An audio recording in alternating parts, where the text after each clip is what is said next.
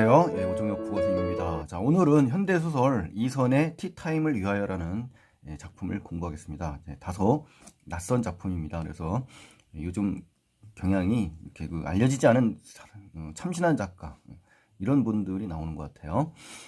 자, 여기 내용은요, 이제 새로 이사한 이 부유층 아파트에 이제 적응하려고 이제 무리하게 이제 힘쓰는 아내의 모습을 그린 소설입니다. 그래서 요즘 어떤 교훈적인 내용들이 담겨 있는데요. 한번 살펴보시고요. 이선이라는 작가는 이제 이렇습니다. 그래서 한번 읽어보시면 좋겠고요. 1990년 오늘의 작가상을 수상한 그런 작가라고 합니다.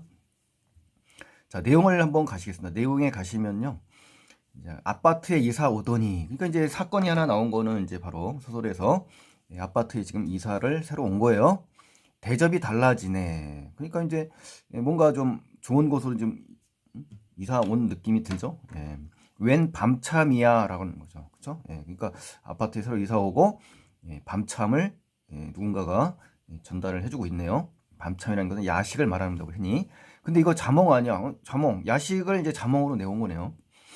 뜻밖의 야식이 이제 온 거고요. 뜻밖이어서 너무나 이상하게 여기고 의심하는 상태입니다. 사실은 남편이 지금 아내한테 하는 말이에요.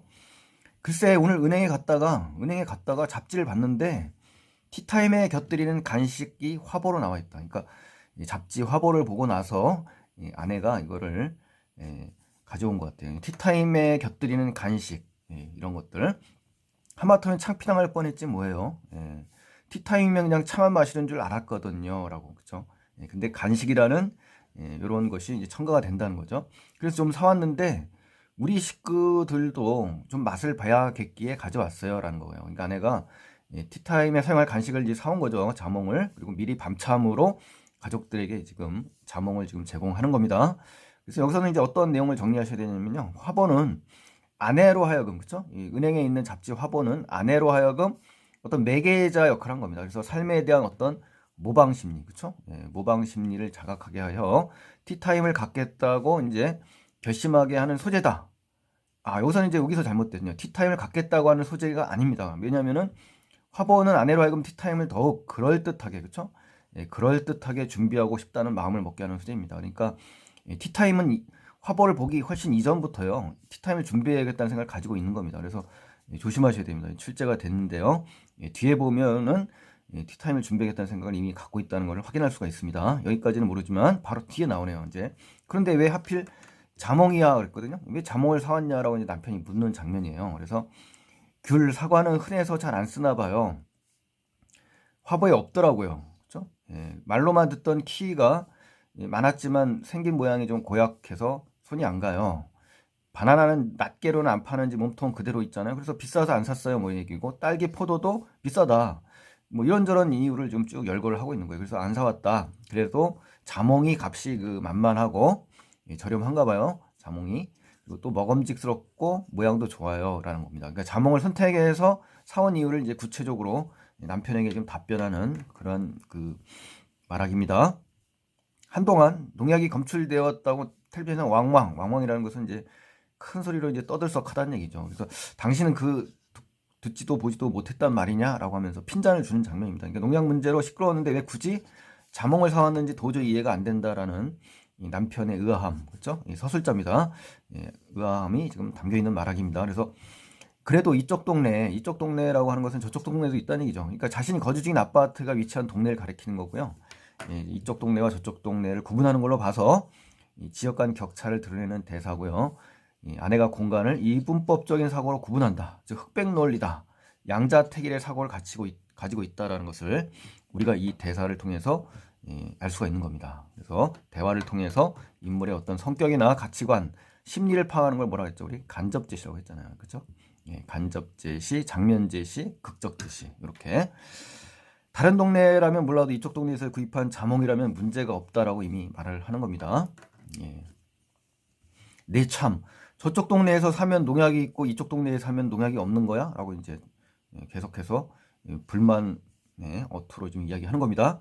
질책하는 장면이고요. 나무라고 꾸짖는 장면이에요. 그러니까 아내의 얼굴이 확 붉어졌다. 상기가 됐죠. 그러니까 아내가 너무나 무안하고 무색하고 창피함을 지금 드러내는 장면이고요. 간접 제시라고 볼 수가 있는 거죠. 그래서 그래도 두 아이는 순식간에 접시를 폈다. 그러니까 남편과 아내 그리고 두 아이가 이렇게 가족으로 있는 겁니다. 밤참이 제공되기 시작한 것은 그날부터였다. 자, 그날. 여기서는 특정한 날보다는 이렇게 대명사로 쓰면서 이렇게 제시하니까요. 네, 이것도 참고를 하시기 바랍니다. 다음 날이라도 티타임이 이루어졌다면 부질없는 밤참 습관은 생기지 않았을 것이다. 그렇죠. 티타임이 좀 빨리 이루어졌더라면 굳이 그 간식을 계속 제공하지 않았을 텐데라는 거죠. 습관이 됐다는 얘기예요. 그래서 티타임이 쉽사리 이루어지지 않아서 그렇죠? 이유죠. 아내는 밤마다 조금씩 식구들에게 티타임에 멋지게 곁들였을 간식을 제공했다. 그렇죠? 예, 그래서 오늘도 어김없이 이제 밤참이 제공된 것을 보니까 이제 티타임을 갖지 못한 거예요. 그러니까 밤참이 제공되면 이제 티타임을 갖지 못했다라고 이제 생각을 할 수가 있는 겁니다. 그래서 밤참을 내오기 시작한 그날부터 어느 날 폭탄선언을 합니다. 이제 뒤로 가면 예, 그때까지 이제 제공이 되는 겁니다. 아내는 티타임에 사용하기 위해 계속해서 간식을 구입하지만 밤마다 그 간식을 그 가족들에게 조금씩 밤참으로 제공하는 그런 장면이에요. 그래서 나는 날마다 밤참이 제공되는 것은 티타임이 이루어지지 않았다라고 충분히 생각할 수가 있는 거죠. 자, 밤참은 같은 내용이 사나흘쯤 나오다가 바뀌었다. 메뉴가 바뀌었다는 얘기죠. 영 먹을 것 같아 보이지도 않았던 키위도 나왔고 맛대가리 없는 멜론 그리고 카스텔라, 전병 이런 것들 쭉 간식의 그 구체적인 내용들이 열거되고 있습니다. 두 아이들은 손도 대지 않은 화과자 하루에 2개씩 내가 먹었다. 슈크림은 들쩍지근해서 나 대신 아이들이 반겼다. 이렇게 해서 나와 아이들이 간식을 지금 먹는 그런 모습들을 지금 제시한 겁니다. 자, 이제 두 번째 페이지에 가시면요. 습관처럼 됐단 말이에요. 간식을 먹는 것이 이제 습관처럼 고약한, 괴팍한 것이 있을까? 처음엔 그렇지 않았었는데 점점 밤참 시간을 기다리게 된다는 거예요. 이제 습관이 무섭다는 거죠. 이제 그래서 아내에게 내색은 표정이나 안색은 마음속에 그 내용 심리는 드러내지 않았지만 이 말이에요. 그 시간이 되면 밤참 시간이 되겠죠. 은근히 오늘은 무엇을 내올 것인지 궁금해한다. 그러니까 궁금해하고 기다리는 습관을 지금 갖게 되었다는 겁니다. 나가요. 두 아이는 아내와 체면을 차릴 사이가 아니어서 그렇죠. 그런지 대놓고 밤참 달라고 이제 졸라댔겠죠. 이젠 막년회를 가느라고 다들 좀 바쁜가 봐요. 이제 이 동네 사람들은 자 아마 호텔 같은 데서 막년회를 하나 봐요. 상가에서 엿들은 건데 뭐라고 합니까? 여자들 입에서 서울 시내 호텔 이름은 거의 다 나오는 것 같았어요. 그러니까 이제 결국은 잘 사는 동네이고요. 이 아파트가 이 동네 사람들은 저 동네 사람들하고 다르게 어떻게 부유층이라고 하는 것을 우리가 알 수가 있는 겁니다. 이런 대사를 통해서요. 그런데도 아내는 티타임을 포기하지 않고 날마다 밤참 시간을 식구들에게 베풀었다. 그렇죠. 그런데 어느 날, 자, 이제 어느 날입니다. 어느 날 아내가 밤참을 제공하며 폭탄 선언을 이제 한 겁니다. 이제 당분간은 밤참은 없을 거예요라는 아주 충격적이고 놀라운 그러한 말이죠. 그렇죠? 가족들에게는 그렇게 말하는 아내의 표정이 밝았다는 겁니다. 그렇죠? 그리고 오늘 내가 머리를 좀 굴렸거든요라고 이제 아내가 이야기하는 겁니다. 글쎄 무작정 티타임을 기다리다가는 가계부가 엉망이 되겠더라고요. 하긴 그동안 무리를 했어요. 이쪽으로 이사 오니까 생각보다 훨씬 생활비가 많이 들어요. 엉뚱한 짓을 했으니 당연하지요 하면서 티타임에 들어갈 간식거리를 사느라고 지금 가계부 지출이 지금 늘었다라는 아내의 지금 말이 나온 겁니다. 그래서 이제 오늘부터 밤참을 안 주겠다라고 당분간 안 주겠다고 이제 선언을 한 겁니다. 그래서 아까 아침 나절에 13호 여자 아파트에 사는 그 여자를 이렇게 이름이 특정지지 않고 이러한 13호 여자 뭐 저 동네 사람들 이 동네 사람들 이렇게 구분짓는 걸로 봐서 특별한 인물을 지칭하기보다는 아파트에 사는 그 사람들이 어떻습니까? 친밀감보다는 어떻게 거리감이 있다는 걸 좀 알 수가 있는 거죠. 소외되고 그렇죠? 아파트에 사시는 분들 저도 아파트에 삽니다만 옆집에 누가 사는지 모르는 이러한 현실이죠. 토끼귀를 해가지고 그렇죠? 토끼귀라는 것은 이제 귀를 기울였다는 거예요. 그래서 기다리다가 쓰레기를 버리는 척 하는 거죠. 그래서 이제 우연히 만나는 척 하는 겁니다.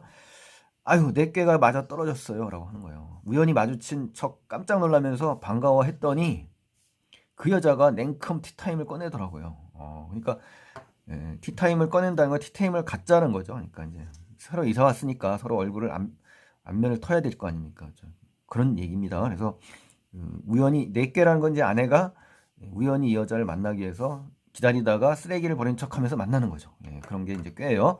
그래서 나도 막년회가 밀려 있어 도무지 시간을 낼 것 같잖아. 걱정하던 참이다라고 하면서 동조하는 거죠. 다른 그 아파트 주민들처럼 자기도 바쁜 척하는 거예요.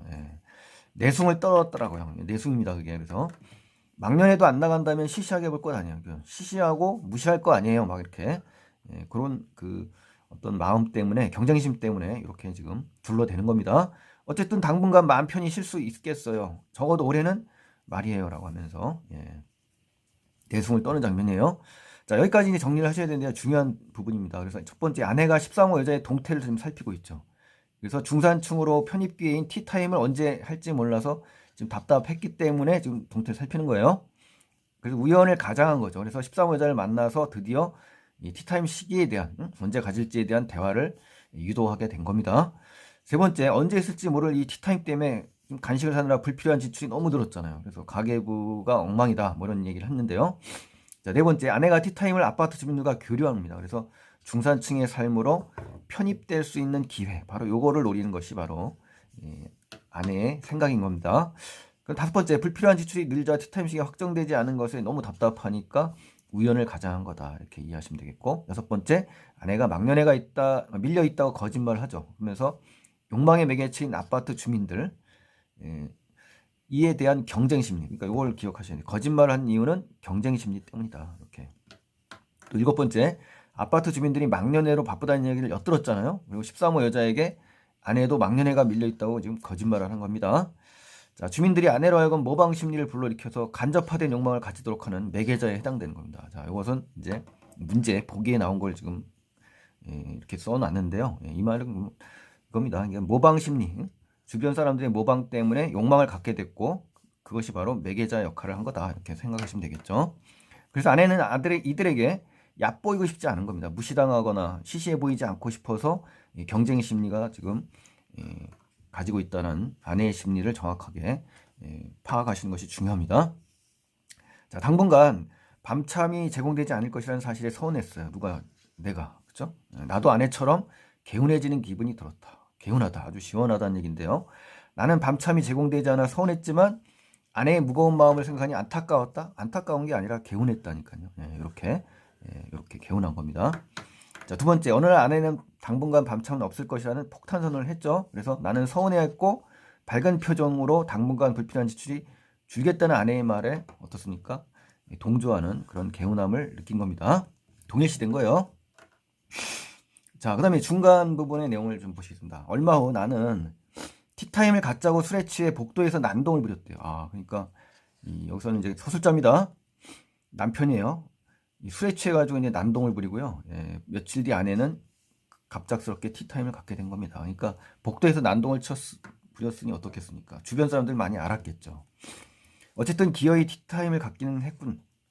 아내가 다분히 자조적인 웃음을 내비쳤다. 그리고 말했다. 아니요? 라고 부정을 하네요. 그렇다면 우르르 몰려와 아내를 막다른 골목에 몰아붙이고 물 한 모금도 안 마시고 다시 우르르 되돌아갔단 말인가? 라고 하면서 남편의 말이죠. 그날 밤에 나는 티타임을 갖자고 술에 취해 난동을 부렸고요. 그날 밤 소동이죠. 나의 실수 때문에 아내가 난처한 입장에 처할 수 있다고 충분히 생각할 수가 있는 겁니다. 이 장면에서. 자, 그럼 3페이지에 가시겠습니다. 3페이지에 보시면요. 아내가 이제 기운 없는 목소리로 말했습니다. 과연 어떠한 이야기가 전개될지 궁금하네요. 그날 밤, 그러니까 남편이 난동을 부린 날이에요. 복도에서. 아무도 꺼내지 않았어요. 하지만 그날 밤 일을 모르진 않을 것 같아요. 추측하는 겁니다. 아내가. 앞동에서도 인터폰을 두드렸다는데 바로 옆에서 모를 리가 없죠.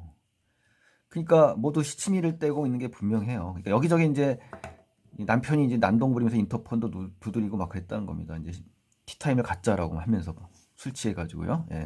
아무튼 두러들 오더니 직구경 좀 하자면서 한바탕 돌아보더라고요. 집들이를 하는 장면이네요. 그렇죠? 하지만 그다지 볼 게 없는지 금방 시들해졌다고 합니다. 그래서 저는 저기 거실에 서 있었거든요. 그런데 근데 누군가 색깔이 괜찮다고. 자, 아주 그 귀가 쫑긋하는 얘기죠. 그렇죠? 관심을 가지니까 어찌나 반갑던지 나도 모르게 식탁보 같은 걸로 했다고 자랑했어요. 그렇죠? 바로 이제 아내는 바로 이러한 남들에게 이제 자랑을 하고 싶었던 건데 자랑할 거리가 없다가 갑자기 누군가가 이렇게 칭찬을 하니까 지금 좀 굉장히 기분이 업된 겁니다. 지금 녀석. 그래서 모두 식탁보를 구경하러 이쪽으로 나왔는데 맙소사 한탄을 하네요. 우리 애들이 여기 식탁에서 점심으로 떡을 먹고 있더라고요. 떡. 자, 과연 떡이 뭐길래 맙소사라는 말을 했을까요? 자, 여기가 이제 중요한 부분인데요. 이 아내 입장에서는 이제 마음이 어떻습니까? 심리적으로 기가 막히고 참 어처구니가 없고 한탄하고 탄식하는 장면입니다. 반전이죠, 반전. 그렇죠? 미처 애들을 방으로 밀어넣지 못했던 거죠. 그렇죠? 자기가 불찰이라는 얘기죠. 애들이 그때 피자 같은 걸 먹고 자기가 없어요. 그러니까 피자와 떡에 대한 차이점을 아셔야 된다는 거죠. 그러니까 이 아파트 저 아파트 이렇게 나눴지 않습니까? 이분법적으로. 그러니까 바로 떡과 피자도 이분법적으로 흑백 논리로 지금 나눈 겁니다. 이게 떡은 못 사는 사람이 먹는 거고 피자는 좀 고급지고 부유층이 먹는 걸로 이렇게 인식을 한 겁니다. 그래서 얼마나 좋았겠어요. 당신은 아마 그때 기분을 이해하지 못할 거예요. 그러니까 창피하고 무안하고 부끄럽고 이런 많은 그 참담한 심정이 좀 아내가 있었다는 거죠. 그래서 그러나 나는 아내의 그 기분을 충분히 이해할 수 있었다. 억울하고 부끄럽고 쓸쓸하고 참담했을 그 기분을 나는 이해한다는 겁니다. 그러니까 아이들이 먹는 게 피자 같은 음식이 아니어서 부끄러웠을 아내의 마음에 대해 이제 공감하는 거죠. 남편이. 그런데 어떻게 된 줄 아세요? 글쎄 13호 여자가 떡 접시를 보더니 환호성을 지르는 거예요. 환호성이라는 거는 이제 뭐냐면 기뻐서 막 큰 소리 외치는 소리거든요. 그러니까 완전 반전이지 않습니까? 그죠? 피자였으면 좋겠다고 아내는 생각했지만 이 13호 여자는 오히려 떡을 보더니 뭐 굉장히 기뻐하는 그러한 그 환호성을 지금 치는 그 아주 고음을 지금 내는 겁니다. 그래서 나한테 먹어도 되냐고 묻지도 않고 덥석 자 떡을 집더라니까요. 놀라운 거죠. 이제 아내는 굉장히 충격을 받는 장면입니다. 그것도 손으로 그냥 집어 먹는다는 얘기예요. 그래서 그러면 하는 말이 떡은 이렇게 손으로 먹어야 제맛이지 하면서 티타임은 그만두고 떡잔치나 하자고. 아 그러니까 여기서 이제 작가의 의도가 이제 충분히 나오네요. 티타임보다는 떡잔치. 그러니까 아내 입장에서는 그 부유층이죠. 그러니까 중산층 이상의 그 부유층 그 이웃 주민들의 수준에 맞추기 위해서 이제 이렇게 생각을 했었지만 막상 그 사람들은 어떻습니까? 아내가 생각하는 그 정도의 행동이나 사고를 갖고 있지 않다는 겁니다. 그래서 거기에서 이제 충격을 받게 되는 겁니다. 그래서 정신없이 냉동실 안에서 떡을 꺼내서 찜통에 쪄서 동치미도 같이 먹은 겁니다. 그래서 얼마나 신바람이 나든지 여기 보세요. 신바람이 났죠? 그렇다면 아내는 신나게 종알거려야 종잘은 수다스럽게 종알거려야 하죠. 그렇죠? 신바람이 났으니까 당연히 나에게 오늘 그 집들이 잘했고 또 떡잔치도 했고 너무너무 신이 났다라고 하지 않습니까? 아내가 기분이 몹시 좋아야 하는데 아니라는 겁니다. 반전이죠, 반전. 그래서 바로 이 소설의 묘미는 바로 이런 작은 반전들의 연속적인 구도가 아주 참신한 것입니다. 그러나 이상하게도 아내는 너무나 쓸쓸해요. 우울해요. 힘이 없어요. 아, 왜 그럴까요? 한바탕 맛있게 떡을 먹고 나서야 본색을 드러냈다는 것인가 하면서 잠자코 떡접시를 만작거리고 있던 아내가 갑자기 나를 빤히 쳐다보며 말했다. 그렇죠. 이제 남편은 이제 계속 관찰자 시점이기 때문에 관찰할 수밖에 없는 겁니다. 여보, 그런데 나는 왜 이쪽 사람들도 손으로 떡을 집어 먹을 수 있다는 생각을 못했지요? 자, 이 대사가 아주 중요합니다. 그렇죠? 13호 여자가 손으로 떡을 집어 먹은 것은 아내의 간접화된 욕망의 대상이 헛된 것이었다. 허상이요 환상이었다는 것을 인식한 겁니다. 아내가. 그리고 티타임을 위해 만난 자리에서 이 13호 여자가 떡잔치나 하자고 하면서 손으로 떡을 집어먹는 것을 보고 굉장히 놀랐고 충격을 받고 당혹스러운 그런 상황에 지금 처해 있었다는 걸 알 수가 있는 거고요. 아내가 그동안 이 간접화된 욕망의 대상인 중산층, 부유층이라고도 할 수 있지만 중산층이라고 할 수 있습니다. 잘 사는 사람, 그렇죠? 이런 사람에 대한 허상을 지니고 있었다. 그러니까 이것이 바로 이 소설의 핵심적인 내용인 것입니다. 그래서 진정한 어떤 남의 떡이 더 커 보인다고 할까요? 그러한 어떤 중산층의 그 삶, 그런 것에 대한 어떤 경쟁심과 부러움, 이런 것들이 전부 공허하고 헛된 것이다라는 것을 깨달은 그런 소설이 됩니다. 그래서 아내의 표정이 너무 슬펐다. 그렇죠? 공연히 콧잔등이 근질거리면서 눈시울이 뜨거워졌다라는 남편의 대사가 지금 있는데요. 이 부분들이 공감하는 거죠. 가족들끼리, 아내와 남편이. 자, 핵심 정리해 보시면 이제 현대 소설이고요. 티타임이 이제 제재가 되겠습니다. 그리고 중산층으로 모방적인 삶의 욕망이 허영심임을 이제 깨달은 겁니다. 그래서 2006년에 발표됐고요. 총 5명의 작가가 7작품이 실리는 겁니다. 그래서 우리가 잘 아는 이 김소진 있죠? 예, 자전거 도둑, 열린 사회와 그 적들, 눈사람 속에 검은 항아리를 쓰신 이 김소진 작가의 작품이 2개씩이나 들어있습니다. 그리고 공선옥이라는 작가 아시죠? 예, 이런 작가들이 5명이 모여서 이선이라는 작가와 함께 만들어낸 그 소설 책 이름이 거기에서 실린 작품이에요. 교훈적인 성격이 담겨 있고요. 창비 20세기 한국소설 전집 47권째에 있는 그런 내용입니다. 그래서 현대사회를 살아가는 다양한 계층들의 여러 모습을 다채롭게 보여준 그러한 책입니다. 자, 그렇게 이해를 하시고요. 마지막으로 이제 정리를 하겠습니다. 설상 특징에 가시면 나의 가족이 아파트로 이사하면서 어때요? 벌어진 사건을 바탕으로 현대인들의 이 허영심에 대해 이야기한 겁니다. 그리고 서술자인 나가 중심인물인 아내로부터 전해 들은 사건의 전말을 중요합니다. 전해 들은 사건의 전말이에요.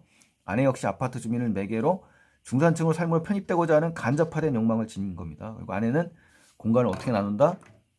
이분법적으로 구분한다. 아파트 주민들을 담고 싶어서 그들에게 경쟁 심리를 느낀다. 그렇죠? 그러나 결국 아내도 허상이 이미 밝혀진 겁니다. 욕망의 대상이.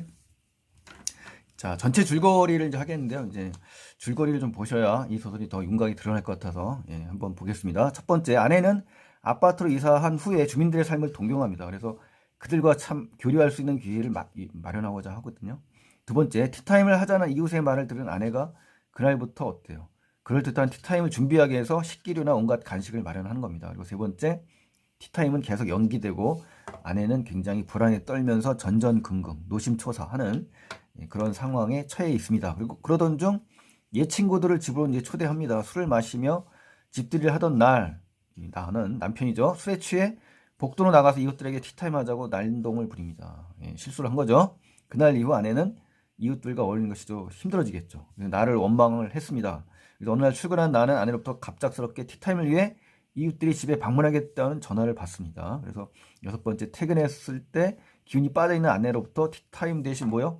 떡잔치가 열렸다는 이야기를 듣게 됩니다. 마지막에 아내는 그동안 자신이 이쪽 사람들은 손으로 떡을 집어먹을 수 있다는 생각을 전혀 하지 못했다는 것에 대해서 허탈해하고 공허한 그러한 내용으로 이제 마무리가 되는 거예요. 자, 그래서 오늘 그 이선의 티타임을 위하여라는 작품을 공부했고요. 구독 안 하신 분들은 구독 버튼을 눌러서 다음 영상 기대해 주시기 바라겠습니다. 자, 오늘 감사합니다.